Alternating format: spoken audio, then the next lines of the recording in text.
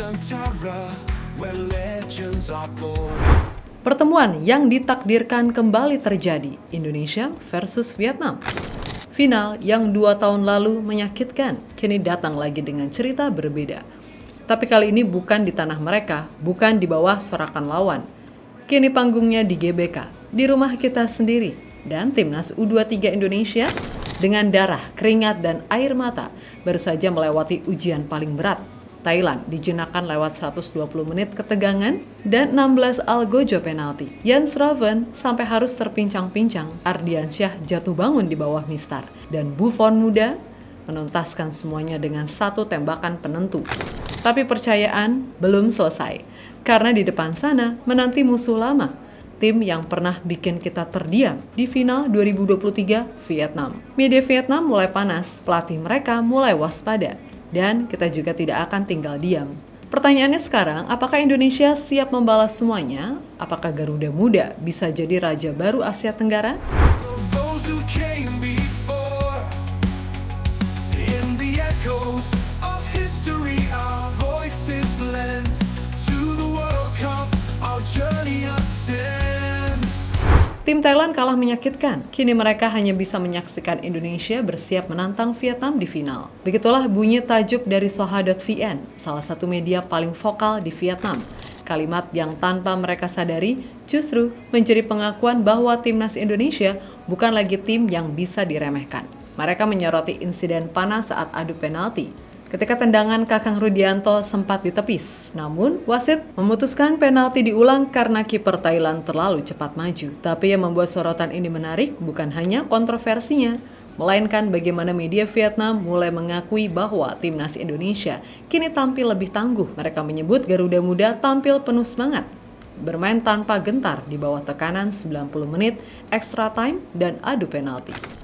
Timnas Indonesia U23 dianggap sebagai kandidat terkuat juara berkat status tuan rumah, jam terbang pemain senior, serta kekuatan fisik dan pengalaman, tulis mereka. Sementara itu, The Tao 247 bahkan lebih jauh. Dalam artikelnya, mereka menyebut bahwa timnas Indonesia kini bukan lagi tim yang bisa dianggap ringan. Disiplin, mental kuat, dan percaya diri adalah 3 kekuatan baru Indonesia yang patut diwaspadai. Dan yang membuat mereka makin resah adalah suara dari supporter Indonesia sendiri. Ya, masih dari artikel yang sama, The Tao 247 juga menyoroti komentar-komentar dari para pendukung Garuda Muda setelah Indonesia dipastikan lolos ke final. Ada yang menyuarakan optimisme, U23 akan jadi juara kedua kalinya. Ada pula yang memberi peringatan tajam untuk pelatih dan pemain. Hati-hati, Vietnam di final bukan main-main, harus lebih rapi dan lebih tajam. Bahkan ada komentar yang menggelitik namun menyiratkan kekhawatiran. Waspada, pemain Vietnam mainnya kayak gulat.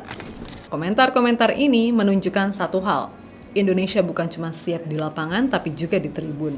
Dan supporter Indonesia bahkan sebelum peluit akhir berbunyi di laga final nanti sudah mulai mengirim pesan bahwa Vietnam tidak akan mudah lolos kali ini. Where dreams ignite, Indonesia rising to the spotlight. Pelatih Vietnam akhirnya buka suara. Usai mengalahkan Filipina 2-1 di semifinal, Kim Sang-sik tahu lawan mereka di final bukan sebarang tim.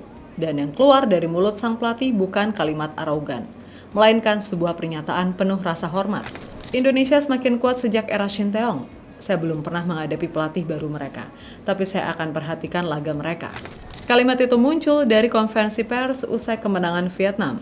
Kim tak ragu menyebut bahwa Indonesia kini jauh lebih baik, bahkan menyebut era Shin Tae-yong sebagai fondasi penting yang membuat Garuda Muda sekarang makin matang. Tapi ia tidak berhenti di situ. Pelatih asal Korea Selatan tersebut juga menyebut bahwa siapapun lawannya di final, Vietnam harus bersiap total. Entah lawannya Indonesia atau Thailand, final pasti akan sulit. Kuncinya adalah persiapan, fisik, dan rasa percaya diri. Ya, bahkan sebelum hasil semifinal Indonesia diumumkan, Kim Sang-sik sudah mewaspadai kemungkinan besar akan bertemu Indonesia di final. Dan kini kekhawatiran itu jadi kenyataan. Vietnam punya rekor impresif, 2 gelar beruntun dan ingin mencetak hat-trick, tapi pelatih mereka tahu kali ini bukan final yang mudah. Karena lawan mereka bukan hanya 11 pemain di lapangan, tapi satu stadion penuh Garuda yang siap menerkam. Sementara pelatih Vietnam menunjukkan rasa hormatnya, dari kubu Indonesia datang balasan yang tak kalah elegan.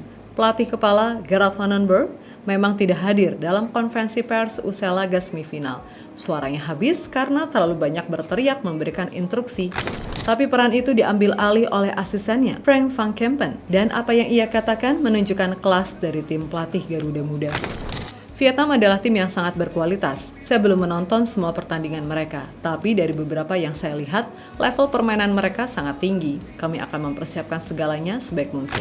Kalimat yang diucapkan Van Kempen bukan basa-basi, terdengar jujur apa adanya. Ia tahu siapa yang akan dihadapi Indonesia, tapi ia juga tidak menunduk.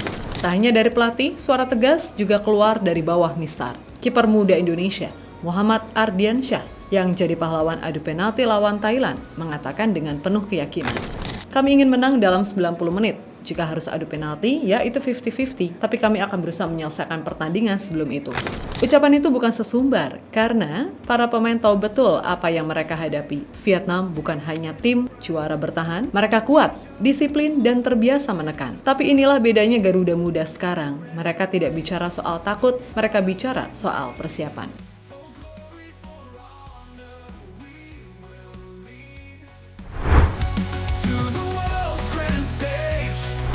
Kalimatnya pendek, tapi nadanya keras.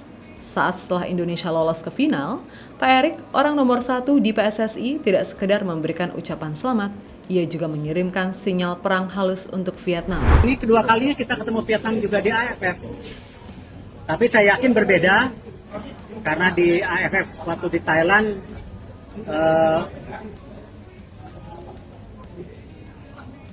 ya cukup keras. Ya, kalau ingat teman-teman, cukup keras. Ya hari ini ya kalau mereka kasih keras, kita kasih keras juga. Ya, kita tuan rumah di sini, jangan mereka injak-injak home base kita. Jadi kalau di sana main keras, sini kasih keras. Bukan berarti mencederai. Ya, kita tidak boleh sesama pemain mencederai. Ya, pernyataan itu bukan ajakan untuk mencederai, tapi panggilan untuk bermain tanpa takut. Karena 2 tahun lalu Indonesia memang kalah dari Vietnam di final, dan Erik menyaksikan langsung bagaimana kerasnya permainan Vietnam waktu itu. Lebih dari sekedar motivasi, Pak Erik juga mengingatkan bahwa perjuangan tim ini bukan datang tanpa rintangan. 2 gelandang utama, Tony Firmansyah dan Arkan Fikri, absen karena cedera. Lalu, striker utama Jens Schraven bahkan harus terpincang-pincang hingga akhir laga. Tapi dari kondisi itu justru muncul satu hal, mental petarung. Dan tadi saya senang hoki juga skor di adu penalti. Bagus skornya hoki.